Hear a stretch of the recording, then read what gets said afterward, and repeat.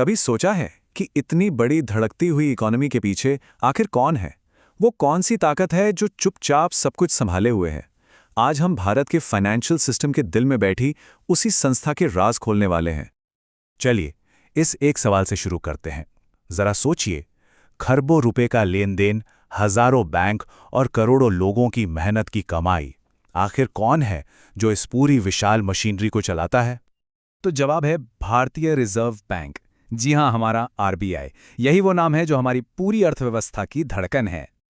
तो चलिए जरा गहराई से समझते हैं कि आरबीआई असल में है क्या और क्यों इसे हमारी इकोनॉमी का गार्डियन यानी कि संरक्षक कहा जाता है। देखिए, हर देश का एक मास्टर बैंक होता है जिसे कहते हैं सेंट्रल बैंक। ये सभी बैंकों का बैंक होता है और सरकार का सबसे बड़ा फाइनेंशियल एडवाइजर भी। और भारत के लिए ये भूमिका निभाता है भारतीय रिजर्व बैंक। कुछ फटाफट फैक्ट्स देख लेते हैं इसके बारे में। आरबीआई कोई आज की संस्था नहीं है। ये 1935 से काम कर रही है। इसका हेडक्वार्टर मुंबई में है और हाँ, इसकी मालिक हैं भारत सरकार। तो सवाल यह है कि आखिर ये इतनी बड़ी संस्था करती क्या है? मोटे तौर पर इसके 6 सबसे बड़े काम हैं जो हमारी पूरी अर्थव्यवस्था की नींव है। तो ये हैं आरबीआई के 6 मुख्य स्तंभ। पहला, ये मॉनेटरी अथॉरिटी है, मतलब इकोनॉमी में पैसे के बहाव को कंट्रोल करना। दूसरा, हमारी जेब में जो करेंसी है उसे जारी करना। तीसरा, देश के सभी बैंकों के लिए नियम बनाना और उन पर नजर रखना। चौथा, देश के विदेशी मुद्रा भंडार, मतलब डॉलर्स वगैरह की रखवाली करना। पांचवा, ये सरकार के बैंकर का काम करता है। और छठा, ये देश में फाइनेंशियल ग्रोथ को भी बढ़ावा देता है। ओके, ये सब सुनने में बड़ा टेक्निकल लग रहा होगा, है ना? पर असल में ये बहुत सिंपल है। आइए इसे आसान भाषा में समझते हैं। इसे ऐसे सोचकर देखिए, आरबीआई एक तरह से इकोनॉमी का ट्रैफिक कंट्रोलर है जो महंगाई को कंट्रोल में रखने के लिए मनी सप्लाई को मैनेज करता है। ये सभी बैंकों के लिए एक सख्त रेफरी की तरह है। ये पक्का करता है कि सब नियम से खेलें। और हाँ, ये सरकार का पर्सनल बैंकर भी है। और सिर्फ इतना ही नहीं, ये हमारे देश के डॉलर्स और दूसरी विदेशी करेंसी के खजाने को भी संभालता है। वो नोट छापता है जो हम सब इस्तेमाल करते हैं और अपनी डेवलपमेंटल भूमिका के जरिए ये कोशिश करता है कि बैंकिंग की सुविधा देश के हर कोने तक पहुंचे ताकि कोई भी पीछे ना छूटे। वैसे करेंसी जारी करने की बात पर एक बहुत ही मजेदार और सरप्राइजिंग फैक्ट है। हम सब जानते हैं कि नोट आरबीआई छापता है, लेकिन इसमें एक ऐसा एक्सेप्शन है जिसके बारे में ज्यादातर लोग नहीं जानते।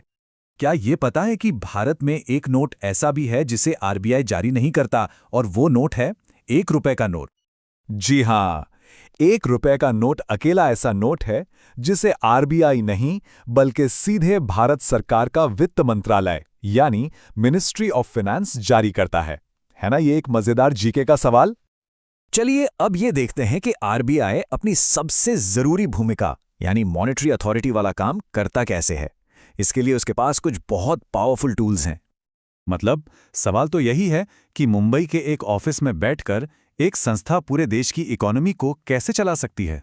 इसका जवाब छिपा है इसके कुछ खास उपकरणों में। आरबीआई कुछ खास ब्याज दरों का इस्तेमाल करता है जिन्हें पॉलिसी रेट्स कहा जाता है। ये रेट्स आप समझ लीजिए पूरे फाइनेंशियल सिस्टम के लिए एक इशारे की तरह काम करते हैं। इनमें से 2 सबसे अहम हैं, रेपो रेट और रिवर्स रेपो रेट। सीधे सीधे शब्दों में कहें तो रेपो रेट वो ब्याज दर है जिस पर बैंक आरबीआई से कर्ज लेते हैं, और रिवर्स रेपो रेट वो ब्याज दर है जिस पर आरबीआई बैंकों से पैसा उधार लेता है। एक और बड़ा टूल है सीआरआर यानी कैश रिजर्व रेशियो। इसे एक तरह की मैंडेटरी सिक्योरिटी डिपॉजिट समझिए। हर बैंक को अपने टोटल डिपॉजिट का एक तय हिस्सा आरबीआई के पास रखना ही पड़ता है। इन्हीं सब टूल्स को घटा बढ़ाकर आरबीआई ये तय करता है कि मार्केट में कितना पैसा रहेगा। ठीक है, तो ये सब तो हो गई टेक्निकल बातें, लेकिन सबसे जरूरी सवाल ये है कि इन सब का आम इंसान की जिंदगी पर क्या और कैसे असर पड़ता है। ये जानना इसलिए जरूरी है क्योंकि आरबीआई का लिया हुआ एक छोटा सा फैसला भी हमारी ईएमआई, हमारी सेविंग्स और हमारे खर्च करने की आदत सब पर सीधा असर डाल सकता है। चलिए इसका एक चेन रिएक्शन देखते हैं। मान लीजिए देश में महंगाई बढ़ रही है और आरबीआई फैसला करता है कि रेपो रेट को बढ़ाया जाए। अब इसके बाद क्या होगा? सबसे पहले तो सभी बैंकों के लिए आरबीआई से पैसा उधार लेना महंगा हो जाएगा, और जब बैंकों की खुद की लागत बढ़ेगी तो जाहिर है वो इसे आगे पास ऑन करेंगे। और इसका सीधा असर पड़ता है हम सब पर। हमारे home loan, car loan, personal loan सब कुछ महंगा हो जाता है। तो इस तरह मुंबई में लिया गया एक फैसला सीधा हमारी जेब पर असर डालता है। और ये हमें इस पूरे विश्लेषण के आखिर में एक बहुत बड़े सवाल पर ले आता है। आरबीआई का काम असल में एक बहुत ही बारीक रस्सी पर चलने जैसा है।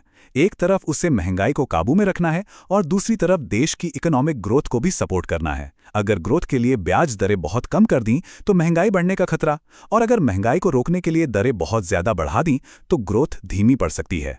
बस इसी नाजुक संतुलन को साधना ही आरबीआई की सबसे बड़ी चुनौती और सबसे अहम जिम्मेदारी है।